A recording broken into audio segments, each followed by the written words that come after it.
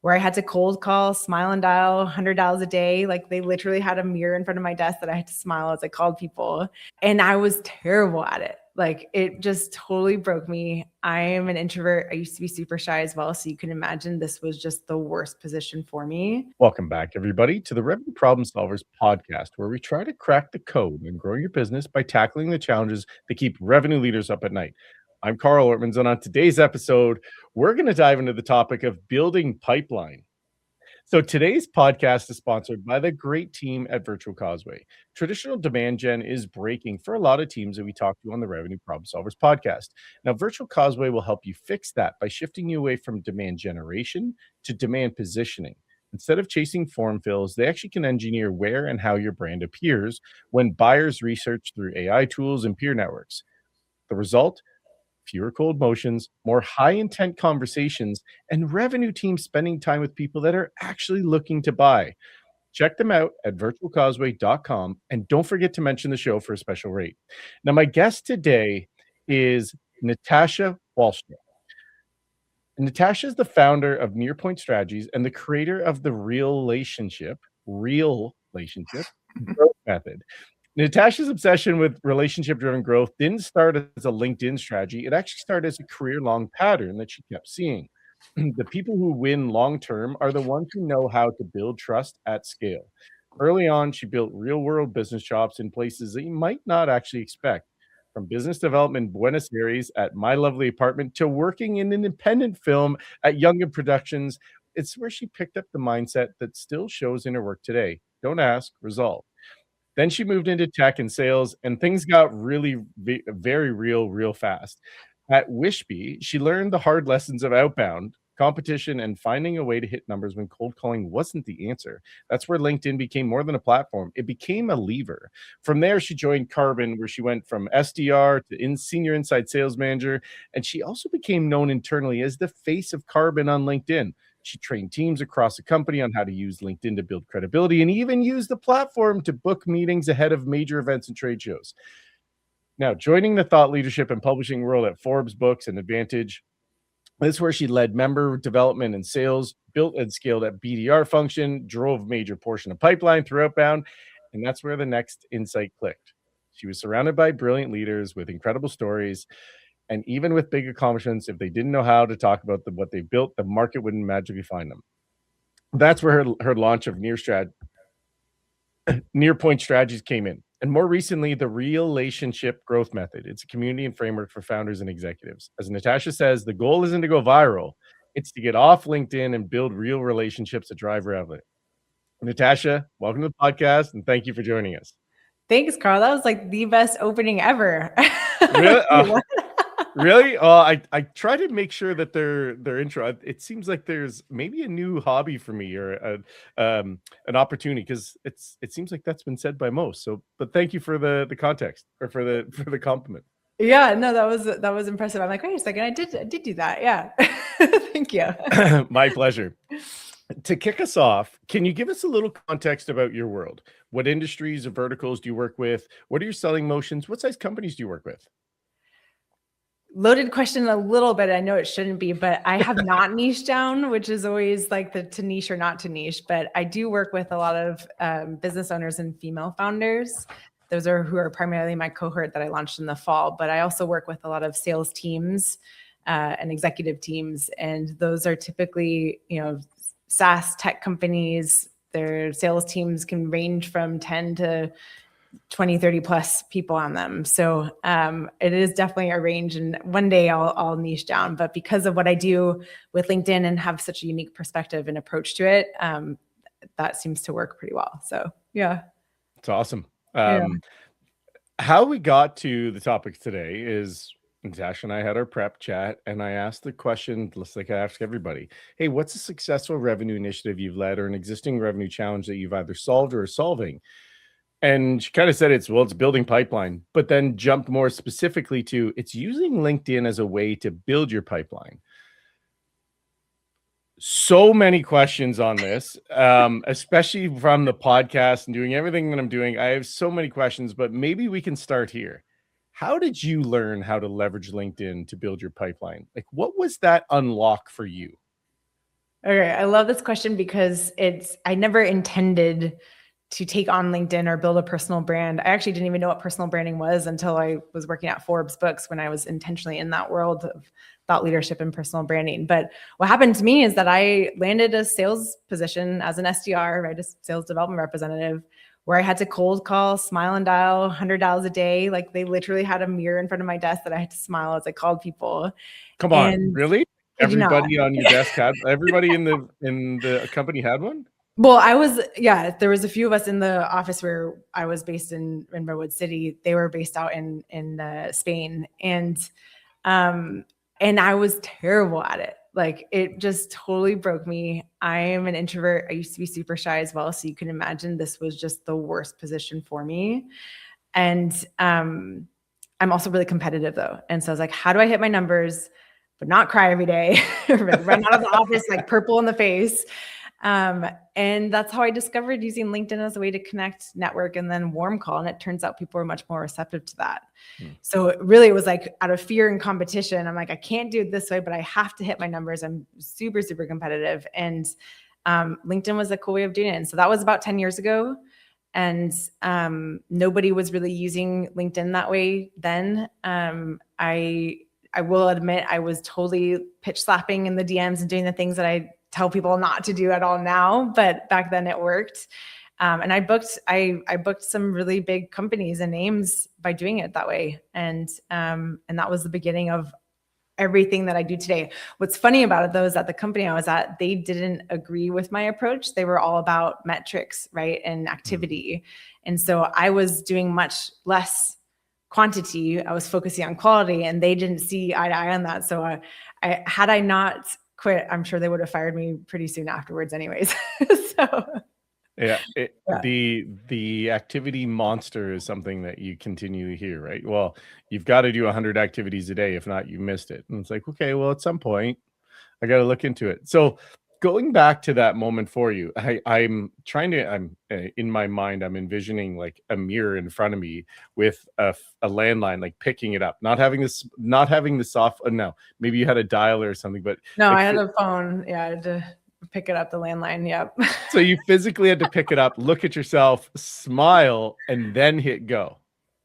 And I was dialing into car dealerships, which is brutal, as you can imagine. So you're selling to the persona that is commonly referred to as the worst in the profession. How funny is that? Yeah, it sucked. But like, I will be honest, I was so bad at it too. And I don't know if it's worth going into this story, but I was on a call with leadership, the CEO, manager, director, and they were telling me how shit I was at cold calling, basically. And I sat there and I was like kind of having a panic attack. It was my first one ever, actually. Which was crazy because the same day I had, like an hour and a half later, an in-person meeting with the president of Nokia, which really? I had connected and figured out like through my network on LinkedIn. Yeah. So I end up leaving that call being like so distraught, almost about to throw the computer out the window kind of thing, right? And I'm driving to Nokia, and I get there and I sat down and I was like, I have no idea what I'm doing here. I think I'm going to resign tomorrow. And I did. So the guy actually asked for my resume and then gave me a tour of the office. But yeah, it was so crazy.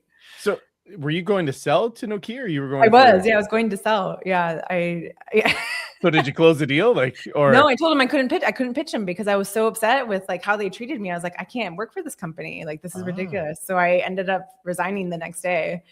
Yeah. And then Nokia hired you? They didn't. No, I did. He did ask for my resume, but I ended up actually going off to Carbon from there. So Yeah. it ended up working out really well because they really appreciated my crazy LinkedIn stuff. But so let's try to go back to that, because there's like, as we're building funnels, and we've talked a little bit about activity already. So maybe this is the way, if we go back to that moment, you had to do all these, you're just constantly calling, right? Like, that's the thing you're doing. When you started to look at your funnel and said, you know what, this just isn't for me, there's this new platform that people are using. Is it LinkedIn? Like, how did you connect the two of like, hey, maybe I should go to this thing over here and start to connect and drive a different conversation? What was that moment for you? And how did you come to the conclusion that that's where you want to spend your time? Well, it was better than call. I needed to figure something else out. So I was already using LinkedIn to like make sure that person was still at the company. So it was like the right information that I was getting from the lists that they had given me, right? Mhm. Oftentimes those were super out of date. And so I'd go check the person, see if they were actually on where they, said they were. And so as I was doing that, I'm like, well, why don't I just message them, right? And connect with them and then like kind of be familiar first. And so I did that. I would connect with everybody and send a message and then follow up. And then it wasn't at my first position that I was creating content yet. I didn't know about that part. I have a funny story about how I started creating content though. Actually, what really kicked that off was I was at the same time I was bartending still. And this guy comes in who was a sales leader at Oracle or something. I'm forgetting which company he was at, but I was like on this high where I just discovered LinkedIn and messaging, and I'd like maybe booked my first call or whatever it was. I think it was with Home Depot. I'd booked a call with him. So I was like on one basically. And the guy was like, he comes in, picks up his order and was like, he overheard what I was saying. He's like, what you need to do is start publishing articles, because then you'll be a thought leader and you'll look really smart. And I was like, oh man, that is really smart. I'm like, maybe I should start creating articles, So that's kind of what sparked me to think about, okay, I guess I could create content. I never thought about that, and I did. Wow. So when did you start that shift? So when you moved into the LinkedIn, you started messaging, like, how did you start that? Did you just start to look people up and send them a generic message, or like, was there a strategy behind it? How did you approach it? Yeah. So it was the next position that was like I was working at a really cool 3D printing tech company, right? Unicorn tech company in Silicon Valley. And we were doing really cool shit. And I had no idea though what anything in the additive manufacturing space was. I only knew it as 3D printing and very limited. And so what happened was, and it was actually, I found most recently a pitch slap I'd actually sent to somebody my like third or fourth day at the company. I had my teammate help me craft this message of like, hey, we do this, make isotropic end use properties, all the stuff. I had no idea what I was saying, but it worked. And it was a top VP of manufacturing at a top contract manufacturer, and booked the call. My team was like completely floored by that because they had just been cold calling at the time too. And so that worked. But then I was like, okay, I am reaching out to these VPs of engineers and CTOs, and I want to at least look credible, even though I have no idea what I'm talking about. So why don't I start sharing stuff that our partner and clients are up to? And, I'm in a building full of experts as well. So we were partnered with companies like Adidas, Lamborghini, Ford, Vitamix, right? So I started to share all of this content of the things that we were creating with them. I'd set up my Google alerts, and so I'd get notified right away, when we were featured in the news. And it got to the point, actually, the VP of marketing at our company got mad at me. Not mad, but he's like, you're making us look bad. Like, how are you finding all this stuff before us? I'd share it and then it would like go viral. And it was so cool because, again, I had no idea what I was talking about, but I looked like I did. And our company looked really good because of it. And that's how I really took on this role within the manufacturing space. Like a lot of, I'm even today working with companies that remember me from those days, from the events I'd go to. And I just had built such a reputation for creating content, showing up and bringing in new opportunities that it spiraled from there. That's very cool. How did you get to learn the platform? I guess that's what I'm thinking about is you went from the call, you started to send some people. I know you said pitch slapping. Yeah. Pitch with a P, Yeah. not a different letter, but pitch slapping. So how did you go about learning the platform to try to generate these new leads? Like, what was that for you, and how did you even go about it? Gosh, you're taking me back. This is so cool. It was taking the list that I was supposed to be going after, and I would just reach out specifically on there. So like, I'll give you an example. Like events was a big thing that we were doing. Obviously this is pre-COVID. I would check to see who all was attending. I'd follow the hashtag. At the time you could follow hashtags. You can't anymore, unfortunately, but it would start to show up in my feed and I would just connect with everybody. I had this mindset. It's called, sin vergüenza, which means no shame in Spanish. And basically I would approach it and I don't know, I can segue really quickly because it's kind of cool. For those of you who don't feel comfortable on LinkedIn, this is a really good mindset shift. So when I lived in Argentina for 6 years, and my first few months when I got there, I was too scared to speak Spanish and sound stupid and make mistakes. And so I didn't. And so I like wasn't learning the language at all. Finally, after 6 months, I was so frustrated. I'm like, fuck it, I'm just going to start. Sorry, I swear. I should just start speaking, make mistakes, put myself out there. And I did. And literally within a few weeks, I was fluent in Spanish. And so I took that same mindset of like, sin vergüenza, right? No shame, just put yourself out there. Don't care if people don't accept your connection request or don't respond back. It's not a big deal. It's not personal, right? Sin vergüenza.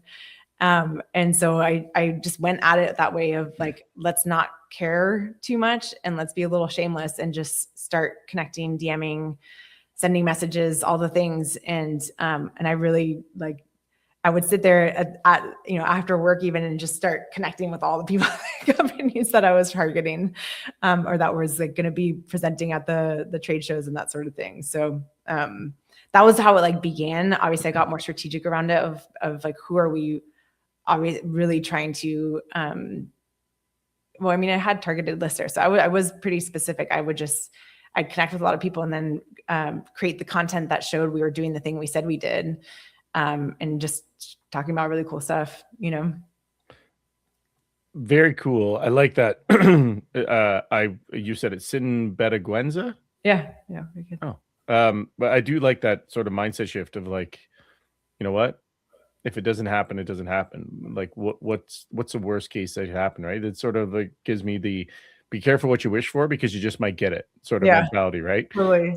Yeah. Well, because initially I would like look back to see who didn't accept my connection request or something, and I'd be bummed out. And it's like, it's not personal. Like most people aren't active on there. They're not doing what we do, right? So it's no big deal, So how did you get into that? Like, let's shift as we start to think about the trail.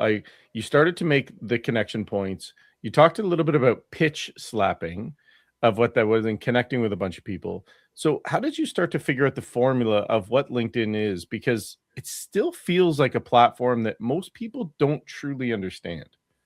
Yeah, that's a really good question. And it's a really good point. I think even to this day, I'd say 95% of people still think of LinkedIn as a digital copy of your resume, right? Around like 2018, 19, that's when it did start to shift a little bit more, where like people, creators came about. I think it was 2020 that the creator mode even became a thing, where you could like follow instead of just connect with. And so I think around that time too, because of COVID and a lot of people not going to events anymore, right? It shifted into turning into this never ending borderless digital conference where everyone's on to connect. And I'd say like the other 4% of people think of it that way.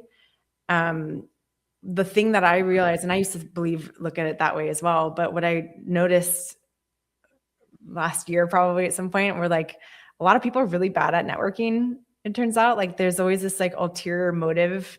They're trying to get something out of you. Like they're trying to be your friend, but they obviously want to pitch you. Like yes, we're all there to sell something typically, right? But people just go about it really wrong. And that's where the pitch slap is. Like if you look in your inbox, it's probably full of people just going straight in for the pitch and they haven't even built any or established any credibility or relationship with you, right? The other 1% are even less than that because most people still really are just not using LinkedIn very well. This is the mindset that I've been approaching more recently, and I talk about a lot with my clients, is this idea of an office mindset. So you want to think about LinkedIn as your office and your network as your colleagues, right? So instead of asking, what can I get from you? You're asking, how can I support you? How can we grow together? And when you approach it this way, that's how you actually bring in new opportunities, because it's all established with trust and building real relationships, right? You're not trying to get something out of them. There's no ulterior motive. And when you do it this way, when it's genuine, when you're really trying to support one another, that's when I feel like most opportunities come from, So this this message that I have, actually I just got this morning, it was like, I'll keep it short. If I could put your team in front of actionable sales opportunities ahead of your competitors, would you be open to seeing how? So is that what we're talking about, the pitch slap? Yeah. Yeah, interesting. Because I get them regularly. Right? It's very interesting. Yeah. But I if I had go, one that okay, was go ahead. so crazy, and it's still going on right now. This guy, he connected with me, and I haven't blocked him because I'm curious like what his next message will be, because I'm in some sort of sequence of his. He's like, I promise I'm not going to sell you. By the way, check out my thing. And he's like, hey, did you check out my thing yet? And then just checking up one more time to see if this got lost in the void. I'm like, dude, what are you doing? Like, you're literally selling me this entire time. Yeah. You said something a couple of minutes ago. You said genuine. And that whole being genuine in the connection point and your whole I don't want to say your whole thing, but the big thing I took I'm learning from you is that real, like having a real relationship with somebody. More and more in the past 2 weeks, I've seen Claude has taken over my LinkedIn outreach. I'm using here are the prompts that have been able to do this. With that context, we're seeing this shift of let's just start to let's say spam, because the use of AI technology is very much real and people are getting flooded with messages. I'll say that way. Yeah. How do you attach yourself to some of those conversations? Say, look, the AI is great, but in context, but how do you start to segment or start to maybe guide somebody to say, here's how to really make a connection on LinkedIn versus just use these prompts that you've probably seen on LinkedIn and people are going to say comment and then they'll send you the prompts and you'll get the prompts and then you'll have to do the thing. Like where's the fine line between automation and relationships? Yeah. Listen, don't get me wrong. I use AI all the time. I couldn't do my business without it now, right? But I always start with my original thought, and I use that as my starting point, right? And then have AI help me, making me sound smarter, basically, because I'm not a writer, right? That's why I kind of lead with this whole thing of like, I'm not a content creator. That's like the strangest thing. I mean, yes, I guess technically I am, but most of us aren't. Writing is not our expertise, but we're doing really cool shit. Yeah. So why don't we use AI to help us tell about the cool shit we're doing? You know what I mean? So I think that's where people get wrong, is they just go into AI and say, hey, write me a blog on this or write me a post on this. And then they're pulling the average from the internet, right? Because that's what it gives you. And then you just sound like everybody else. It's that AI slop that we're seeing everywhere. It's not original and anybody can do it, right? And so a filter I always ask before I post anything is, could AI have written this? Because if that means yes, that means my competitor could have, and it also means my 7-year-old nephew could have, right? And so what you want to do is actually just pull from your real lived experience, which is what people crave right now, because we're in this trust recession, right? Nobody knows what's real anymore. We've all been burned, like everyone's full of crap. Like it's so hard to know what's real or not because of AI, because of all the automation stuff. I literally saw a video with Elvis, like modern day Elvis in real life. I was like, this is crazy. It looked so real, right? So our guards are up, but what differentiates you and how you can stand out is by being you, right? Talking about what you did yesterday, who you helped, the problems you solved, like those things, turn those into posts. That's not something AI can come up with. Okay, I hear you. Now here's where my curiosity goes. I start to make some posts. I start to reach out to people. How do I know that I'm doing the right things? Or maybe I should ask, how much is too much? The goal of being on LinkedIn, in my opinion, is to increase the quality of conversations you're having. So if you are having better conversations every week or more of them, I'd say you're doing the right things. If it's not leading to conversations, like if the content you're putting out and the DMs you're sending aren't leading to conversations, then you're doing it wrong. You may be in the category of pitch slapping or forgetting that there is a human on the other side of the screen, right? Yeah. So I think that's like a metric. Like I try not to focus too much on the vanity metrics of impressions and likes and comments. Like, yes, you want to get level of engagement. There's no doubt about that, but likes don't equate to money at all on LinkedIn, right? It really is about having really good conversations behind the scenes and the relationships you build off the platform. That's why I keep saying, like, I'm on LinkedIn to get off of LinkedIn. Like, I would honestly rather not be on there, but it's a necessary sort of evil. And not that I think content's evil at all, but it's a necessary way to have good conversations. And I keep at it because of all the amazing opportunities that arise from being on LinkedIn. Which is great. So as you kind of shifted into the experience of now I'm starting to learn about LinkedIn, did you set yourself a goal of like, I'm going to send 10 DMs a day. I'm going to connect with 10 people a day. I'm going to write one post. Like, did you have to figure out, how did you figure out your formula? I guess is the best way to say it. Yeah. My formula today is obviously much different than what it was when I was an SDR and this was my job, where I was like all day doing stuff on there and sending DMs like as much as I could, pretty much. Now, you know, and when people ask me like, how often should I be posting? My answer is whatever you can do consistently, indefinitely, right? Like, it is a big part about what we're doing here is being consistent with it. So like, if you were to show up for 3 weeks hard and then disappear for a few months, that's not going to help you. Like, I'd rather you do one day a week where you're posting, and then, you know, the other days you're doing some level of engagement. And so it's really, how much time are you able to commit to this? And if it's around, you know, 30 minutes, 45 minutes a day, well, maybe that means posting only twice a week. And that means those other days you're starting new conversations. So sending 5 DMs, commenting on 5 different posts, right? Doing some mix of that. But because one thing that's great, I'm one of those people that love this, on LinkedIn, posts live longer than they do on Meta, for example, where on Instagram, a post dies after 24 hours. On LinkedIn, though, I got somebody like a post of mine from 4 weeks ago, right? Like, it's still showing up. So you will still be top of mind if you're only creating content 1 or 2 times a week. Okay. So, which is great to know, because like I'll use my own experience, and maybe this is a good way of asking the question. So my own experience is this: with the podcast, I've learned a lot. I've learned a lot, right? Using like some of the tools, like Opus Clips is a great example. So I take it and I chop it up and, you know, etc. And so as I posted, I did get flagged by LinkedIn saying, "Hey, we see automation." They flagged me on. I was like, "Hold on a second. This is what it said." And they're like, "Okay, as long as it's not just a blatant and you're actually reviewing." I'm like, "Yes, this is me like actually doing the thing."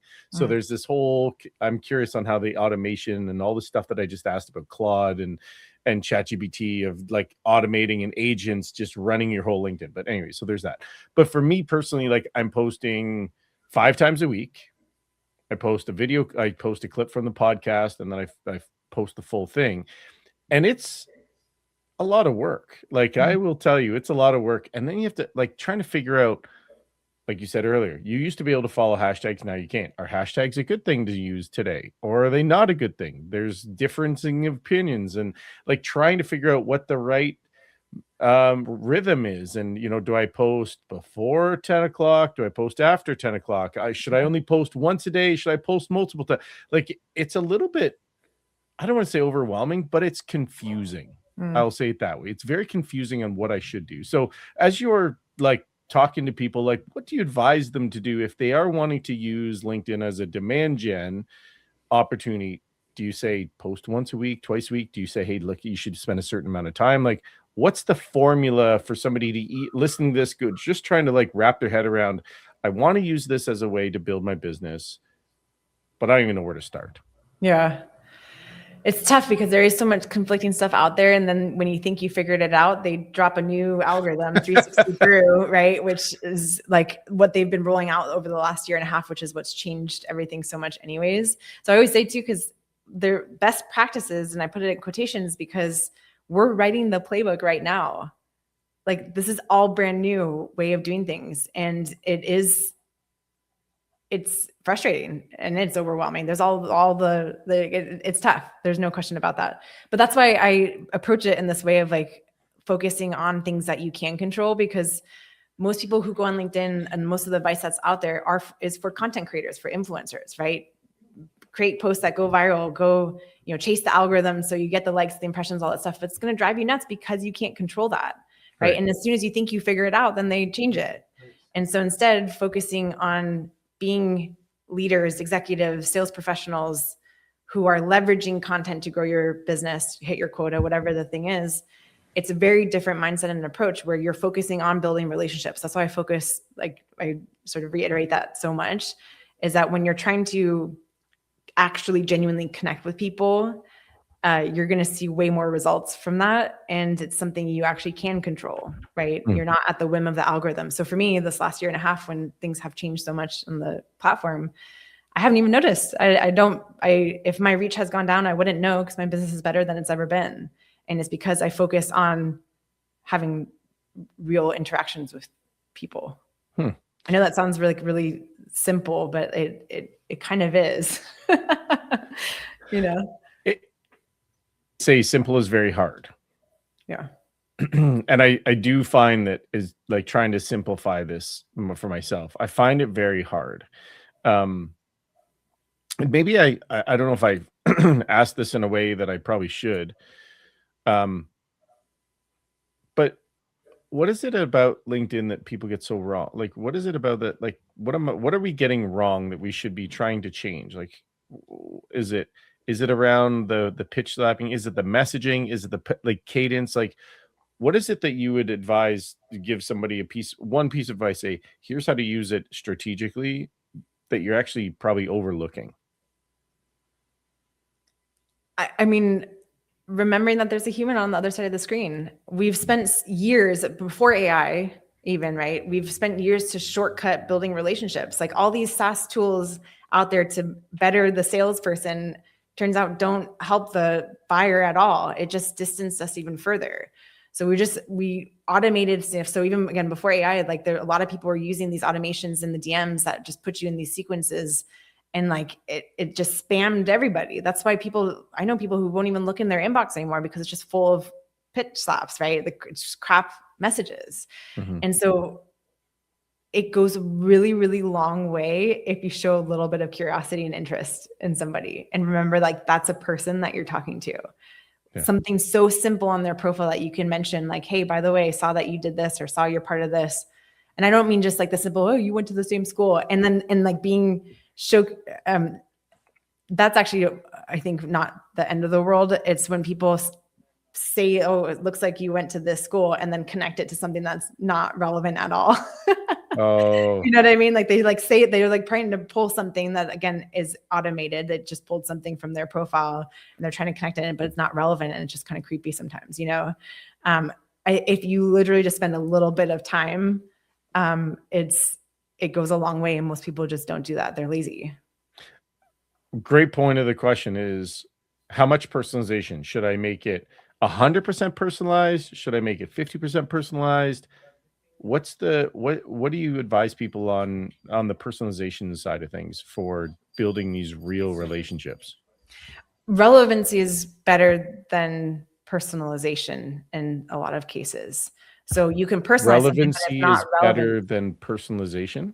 Like you could personalize something, but if it's not relevant to anything else, like why are you saying it necessarily? Like it could just be kind of weird.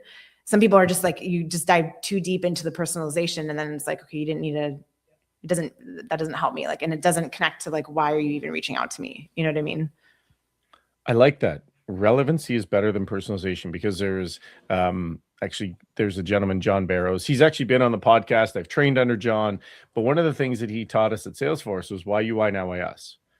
Why should you be listening to me? Why should you be talking now? And why us? Like, why should you even be considering, like, what's going on right now? This is the thing. Why you, why now, and why us? And if you structure it that way, it helps. And that also became, it was the Basho method. And actually, we as a team at Salesforce, we had a quota every week. We said, you have to send 20 Bashos a week.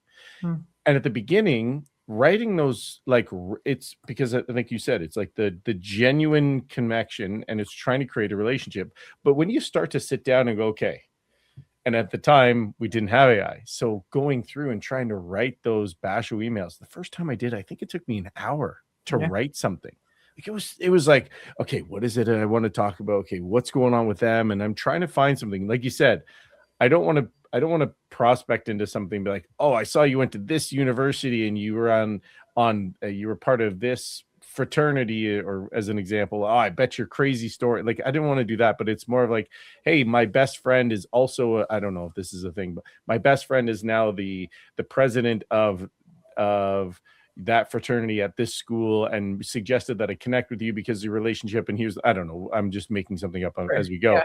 But there has to be a depth of personalization, depth of relevancy, and also the personalization.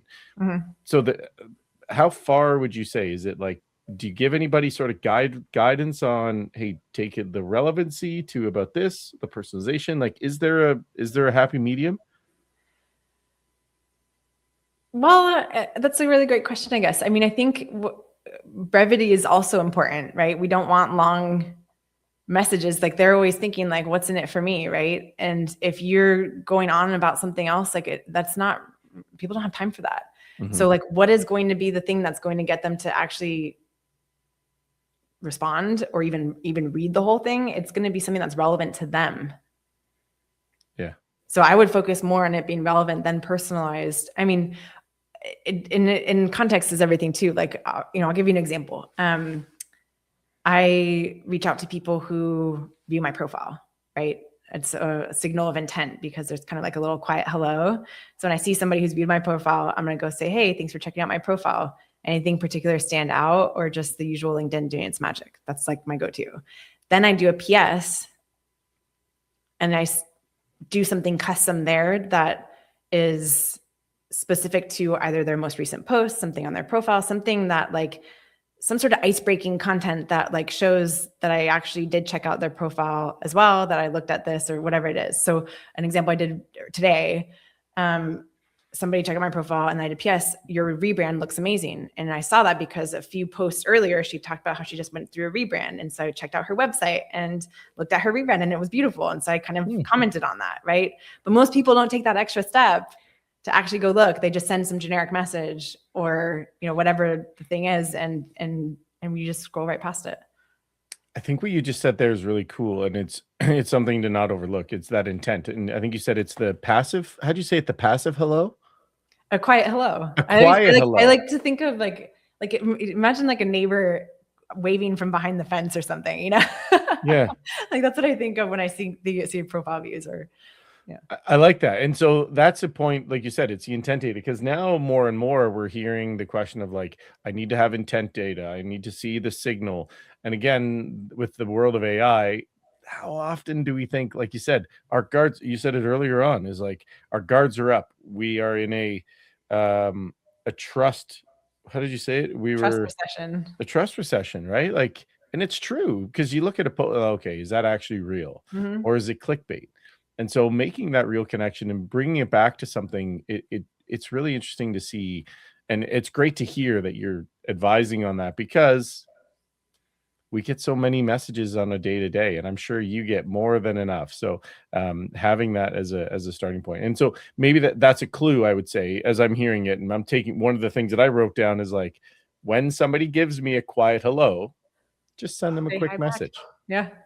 Most people don't do that. And people love talking. It's just, we're also uncomfortable on LinkedIn. Like, we're super awkward. Everybody is, right? And imagine people who aren't creating content, but they want to hear from you. So give them the opportunity. So initiating that conversation is really important. So that's why I'm always like, the system I teach my clients to do is build the system so that we're looking out for all those signals of intent and initiate those conversations, because nobody's going to say hi to you. Like, you're not all of a sudden going to get these inbounds flooded your way. Like, that just doesn't exist anymore. You have to start that conversation, and then people will open up if you do all the things right. And I think I like how you said that, because most people do treat LinkedIn like a content platform. And you, like, as I've learned about today, you're treating it as a relationship engine. And you said, let's get off LinkedIn. What would you say is the mindset shift for revenue leaders that they need to make if they want to actually have LinkedIn drive pipeline? Well, a big part of it might be like actually going in and showing up on there. I think especially sales professionals, a lot of them that I work with are really good at the DMs, but they aren't doing anything with their profiles or personal brands, right? And content, they don't do any of that stuff. And so that's why the spamming kind of comes into play. It's like you have to actually show up as a human. It can't be outsourced, at least to start. You can't be doing that. And I mean, CEOs, it's a little bit different. You kind of have your team to support you with this, but it's showing up authentically as you. And I hate to use the word authentic because I feel like that's lost its meaning as well. That's why I'm like, just be real on there. Talk about the things that is going on in the day-to-day. Most people just don't do that, right? There's 1.2 billion people on LinkedIn. Only 1% of people are posting any original content. 1.2 billion people on LinkedIn, and less than 1% of people are posting original content. Some people are, there's more people who are reposting and sharing stuff that the company's forcing them to post, for example.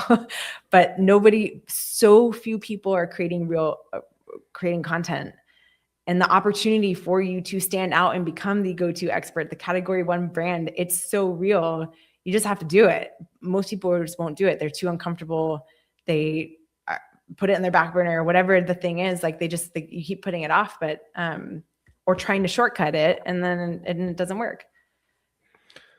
Yeah, the shortcutting side of thing, and that's been the AI side of thing. Like going back earlier, actually Neil Weitzman, who I had on the podcast recently, I saw him post something like, "Hey, thanks for stealing my post. You could have at least given me an acknowledge." Like it was quite literally like, I'm just copy paste in my own thing and carry on. Yeah. You see that starting to happen regularly. I see we're at the 40-minute mark. Natasha, I'm sorry, this is kind of gone probably longer than I think you anticipate. I'm genuinely curious about this because there are all of this. There are a lot of people talking about LinkedIn, and there's I remember the day when LinkedIn came out, I was like, oh, I'm a social selling expert. And I'm like, how are you an expert? It just showed up like a week ago. Like, how are you getting this? But we've seen the shift in people talking about LinkedIn and using it as a demand.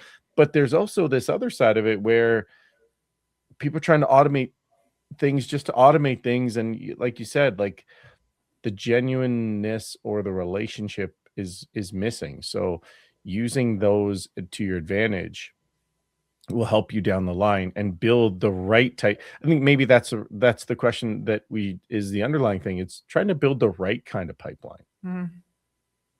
So I to get you out of here and not spend more of your day, I like to say this, and I like to ask people like, everybody likes new and nobody likes different. But when you do both at the same time, it can either cause friction or uncertainty. So for somebody thinking about leveling up how they can use LinkedIn for their own funnel build, what are 2 or 3 actionable things that you would say, do this Monday morning to put you on a path for success? That's a really great question. Something I didn't realize was so important until probably a year into my business. And that's actually why I switched. I used to be just a coach, and now I'm kind of an agency disguised as a coach now, because there's a lot of done for you stuff that I do, but because it's so important to have your profile optimized and something that you're proud of. If you don't feel good about how your profile looks, if it doesn't represent who you are today, your values, what it is you do, it's very clear, all the things, it's going to be very hard to create content and have conversations because you're not going to feel comfortable. So going to your profile, does your headline say what you do? And not just your title, like how do you help people, right? Put that front and center. What do you want to be known for? Put that front and center right there. Your about section, that's an easy one too. It's counterintuitive, but your about section is not actually about you, right? People are going to your profile thinking, what's in it for me? So your about section should be talking to your ideal clients, prospects, right? Speak directly to their pain points, tie in your credibility and your story behind it, but speak directly to them so that they are more curious to learn more from you. I can just go on tangents on this, sorry, but basically, yeah, headline, update that, make it feel like something that, that you're proud of. It shouldn't be this buttoned up corporate version of you. It should be you. I should be able to hear you when I go to your profile. Most people don't do that at all. I like that. Hear you. My dad was in business for for his whole career, and he was in HR. But I remember him telling me early, he goes, look, you need to be you. You can be you in the locker room is you, but you can be you in the boardroom. Same person, but your language needs to be cleaned up. But you need to be you. There's only you. So as you said, I like you said that, but it brought me back to what my dad talked to me about. So cool. So I know we got to get wrapped up here, Natasha. If somebody wants to talk to you a little bit more, they want to learn, where do you suggest that they go? I have a feeling I know the answer. I know, right? I wish I had something else, but LinkedIn, please come check me out. Awesome. And connect. I go on lots of LinkedIn tangents. I really enjoy talking about this. I clearly, if you couldn't tell, just I live and breathe this, which is crazy because I don't use social media in my personal life, right? Like how wild is that? Oh wow. Yeah, that's interesting. But I guess it's a business. So let's get you out of here. This has been a lot of fun. I've got an entire page of notes since we've gone. If you're thinking about LinkedIn for your own business, like check out what Natasha was saying. And I was trying to get some secrets from her today. She gave us some nuggets, but none of the secrets. So I think you got to connect with her to get the secrets. But I appreciate you doing this very much and chatting us through this with today, Natasha.